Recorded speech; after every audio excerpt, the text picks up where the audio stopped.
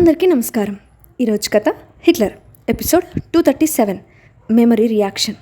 ఇక స్టోరీలోకి వెళ్తే, తనలో కలిగిన అనుమానం నివృత్తి చేసుకోవడం కోసం హాస్పిటల్కి వెళ్ళి డాక్టర్తో మాట్లాడి ఒక అభిప్రాయానికి వస్తాడు విరాట్.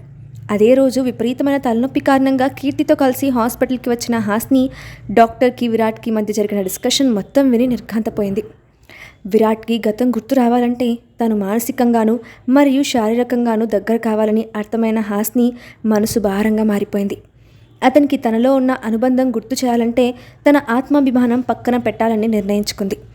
గతంలో 2 సార్లు విరాట్కి దగ్గర అవ్వాలని ప్రయత్నించి ఆగిపోయిన సంఘటన గుర్తుకు రావడంతో తన కర్తవ్యం బోధపడింది. మరికొన్ని రోజులు తను బాధపడినా పర్వాలేదు, అతనికి గతం గుర్తుకు రావడానికి శాయశక్తులా ప్రయత్నించాలని, అందుకు తన సెల్ఫ్ రెస్పెక్ట్ సైతం పక్కన పెట్టడానికి రెడీ అయిపోయింది. అతను వచ్చి మాట్లాడితే తనను తాను మానసికంగా అర్పించుకోవడానికి సిద్ధపడింది. అయితే హాస్పిటల్లో రాజేంద్రవర్మకు అమ్ముడుపోయిన మనిషి కూడా విరాట్ రావడం చూసి అతన్ని వెంబడించి విషయం తెలుసుకున్నాడు. వెంటనే రాజేంద్రవర్మకు ఫోన్లో చేరవేశాడు. ఆ విషయం విన్న దగ్గర నుండి రాజేంద్రవర్మ మనసు స్థిమితంగా లేదు. విరాట్కి గతం గుర్తొస్తే తన చాప్టర్ క్లోజ్ అవుతుందని భయంతో గజగజ వణికిపోయాడు. ఇప్పటికిప్పుడే హాస్నిని దూరం చేస్తే ప్రాబ్లం సాల్వ్ అయిపోతుందని అనుకున్నాడు. కానీ తనకి ఎలాంటి ఉపాయం తట్టలేదు. కంపెనీలో సమస్యలు సృష్టించి విరాట్ని లో ఆఫ్ చేయాలని ప్రయత్నించాడు. కానీ ఎప్పటికప్పుడే పటిష్టమైన జాగ్రత్తలు తీసుకునే విరాట్ తెలివితేటల ముందు అతని ప్రయత్నాలు ఫలించలేదు. ఆఖరికి కొడుకు ద్వారా హాస్నిని ట్రాప్ చేయాలని భావించాడు. అతని దురదృష్టం కొద్దీ మహేంద్రవర్మ ఒక కాన్ఫరెన్స్ కోసం అవుట్ ఆఫ్ స్టేట్కి వెళ్లడంతో అది సాధ్యపడలేదు. దాంతో కావ్యకి విషయం చెప్పి అనసూయతో మాట్లాడి హాస్నిని బయటకు పంపే ఏర్పాటు చేయమని రెచ్చగొట్టాడు. విరాట్ తనని కాదని హాస్నికి దగ్గరవ్వడం అసాధ్యమని, తనంటే అతనికి ఎంతో అమితమైన ఇష్టమని రాజేంద్రవర్మకు నమ్మకంగా చెప్పి వెంటనే అనసూయ ఇంటికి వెళ్ళింది కావ్య. ఆ సమయంలో ఆమె నిద్రపోతుందని తెలిసి నిద్ర లేచే వరకు ఓపిగ్గా ఎదురుచూసి మరీ ఆమెకు రాజేంద్రవర్మ ద్వారా తెలుసుకున్న విషయం వివరించింది. మొత్తం విన్న అనసూయ కోపంతో ఊగిపోతూ, ఇలా జరగడానికి వీల్లేదు. విరాట్కి అసలు విషయం గుర్తొస్తే మనం అనుకున్నది ఎప్పటికీ జరగదు. వెంటనే ఏదో ఒకటి చేసి హాస్నిని దూరం చేయాలి. గతం గుర్తొచ్చేలోపు మీ ఇద్దరికి పెళ్లి చేయాలి అని అప్పటికప్పుడే ఒక కన్నింగ్ ప్లాన్ వేసింది.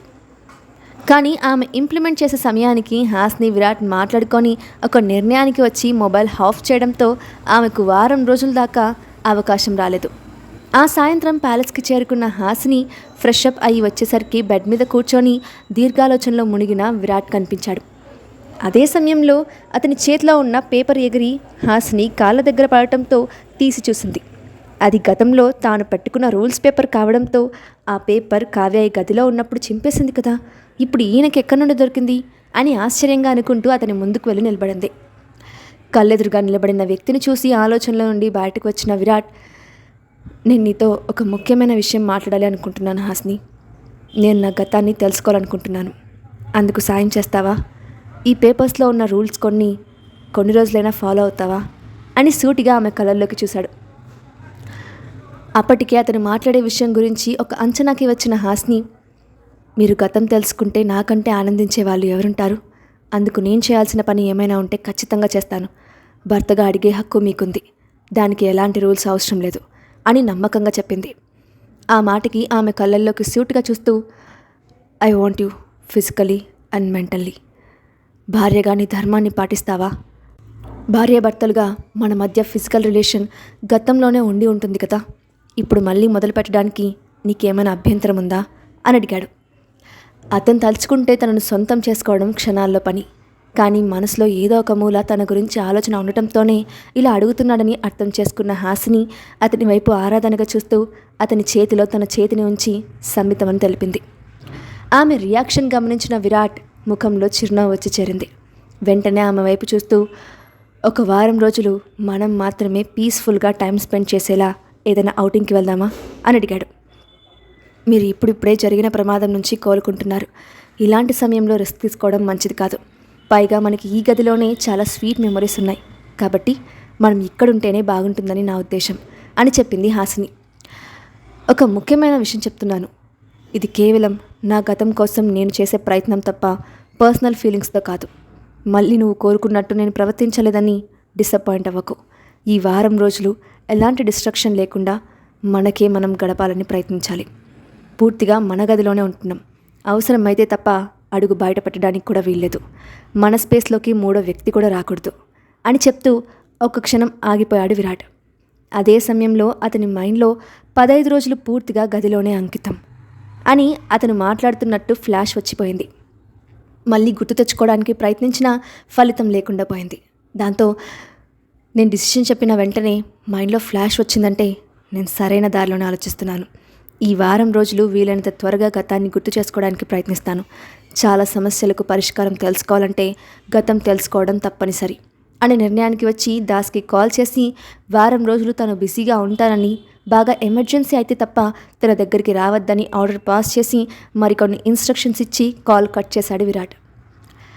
ఆ రాత్రి ఇద్దరూ డిన్నర్ ముగించుకొని గదిలోకి వెళ్ళారు. మొదటగా హాస్ని ఫ్రెష్ అయ్యి ఒకప్పుడు అతనికి ఎంతో ఇష్టమైన రెడ్ కలర్ శారీ కట్టుకొని అందంగా రెడీ అయ్యి బయటకు వచ్చింది. మొబైల్లో మెయిల్ చూస్తున్న విరాట్ పట్టీల సౌండ్కి తలెత్తి చూసేసరికి అప్సరసలా నడుచుకుంటూ వస్తున్న హాస్ని కనిపించింది. ఆమెను చూడటంతోనే అతని గుండె వేగంగా కొట్టుకుంది. మెదడు ఏవేవో జ్ఞాపకాలను పోగు చేసుకోవడానికి కష్టపడుతూ ఉంటే గుండె ఎవరి మాటలు విననట్లు సవ్వడి చేస్తూ అతన్ని మరొక లోకానికి తీసుకెళ్ళింది. ఏదో ట్రాన్స్లో ఉన్నవాడిలా ఆమె దగ్గరికి నడుచుకుంటూ వెళ్ళి గాఢంగా కాగులించుకొని పెదాలను అందుకున్నాడు. ఆ తర్వాత ఇక మాటలతో పని లేకుండా పోయింది. అతని మనసు చేసే మాయలో పడి ఆమెను మరింత బలంగా పెనవేసుకొని ముద్దులతో ముంచెత్తుతూ కోరికతో ఆమెను అల్లుకుపోయాడు. కాసేపటికి ఇరువురు శరీరాల నుండి బట్టలు విడివడి ఒక మూలకు చేరుకున్నాయి.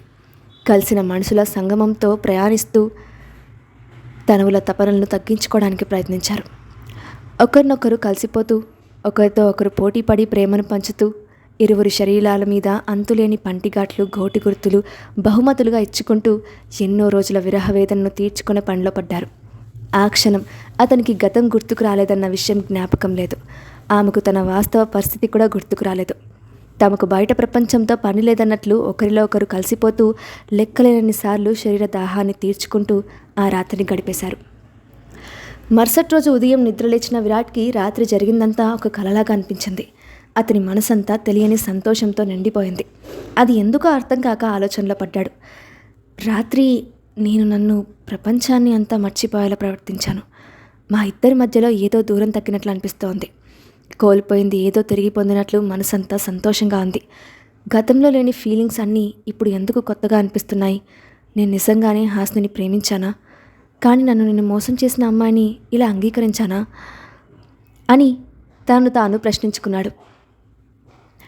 అతనికి సమాధానం లభించకపోవడంతో విసుగ్గా తల విదిల్చి పక్కకు తిరిగిన అతనికి ముద్దుగా ముడుచుకొని పడుకున్న హాస్ని కనిపించింది. దాంతో తెలియకుండానే అతని పెదవుల మీద నవ్వు వచ్చింది.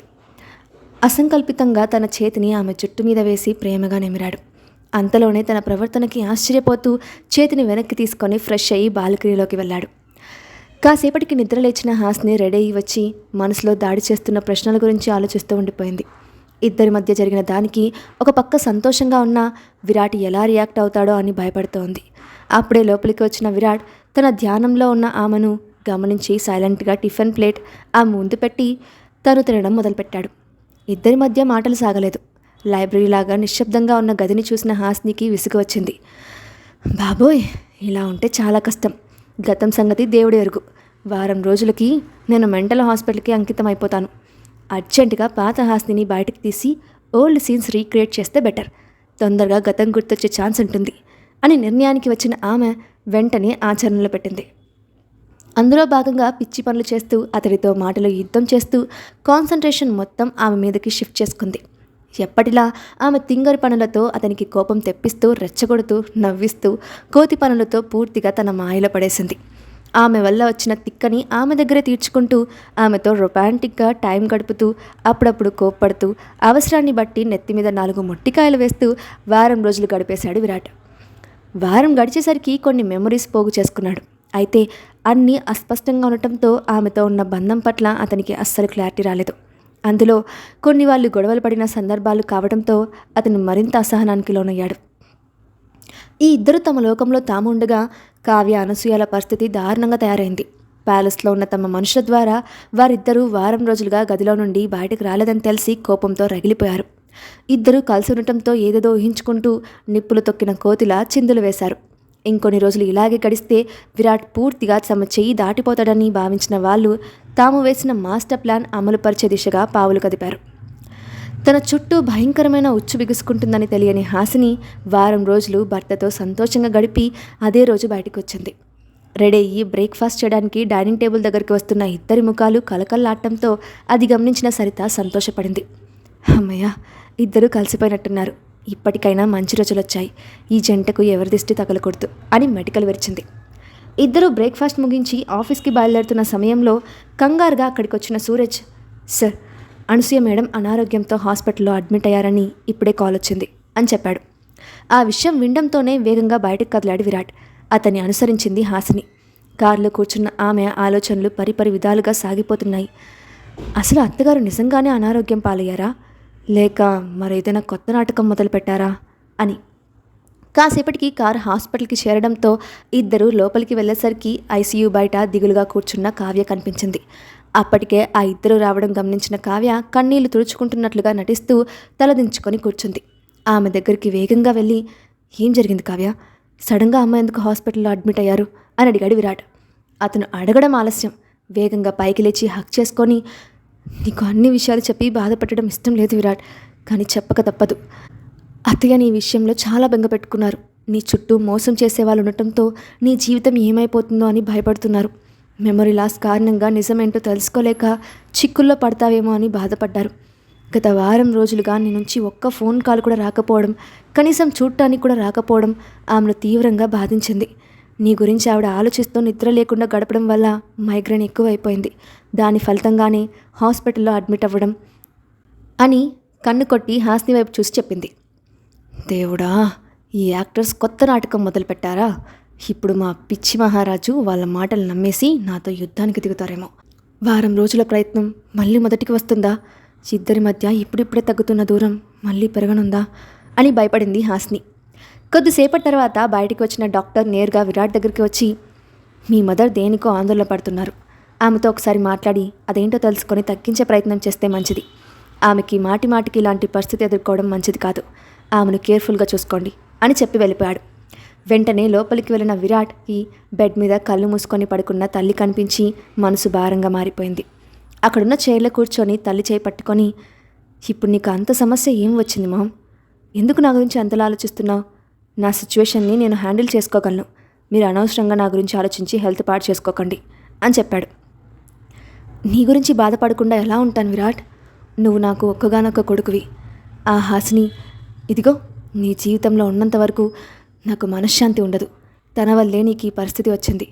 తనకు విడాకులు ఇమ్మని ఎన్నిసార్లు చెప్పినా నువ్వు నా మాట పట్టించుకోలేదు. ఆ అమ్మాయిని నీకు భార్యగా, నాకు కోడలుగా ఎప్పటికీ ఒప్పుకోను. నా కొడుకు మృత్యుదేవతను పక్కన పెట్టుకొని సహవాసం చేస్తూ ఉంటే నేను మనశ్శాంతిగా ఎలా ఉండగలను? తను నీకు కరెక్ట్ కాదు విరాట్. వెంటనే విడాకులు ఇచ్చేసి పంపించేయి. నా మాట విని కావ్యాన్ని పెళ్లి చేసుకో. తను నీకు అన్ని విధాలుగా తగినదే. నేను ఏం చేస్తున్నా అది నీ మంచి కోసమే కదా. నేను చెప్పినట్టు వింటానని నాకు మాట ఇవ్వు అని అతని ముందు చేయి చాచింది. అనసూయ నటనను విరాట్ నిజమని నమ్ముతాడా? ఆమె అడిగినట్టు అతను ప్రామిస్ చేస్తాడా? ఇదంతా తెలిసిన హాస్ని ఎలా రియాక్ట్ అవుతుంది? అనసూయ ప్లాన్ ఫలిస్తుందా? నెక్స్ట్ పార్ట్లో చూద్దాం. Thanks for watching.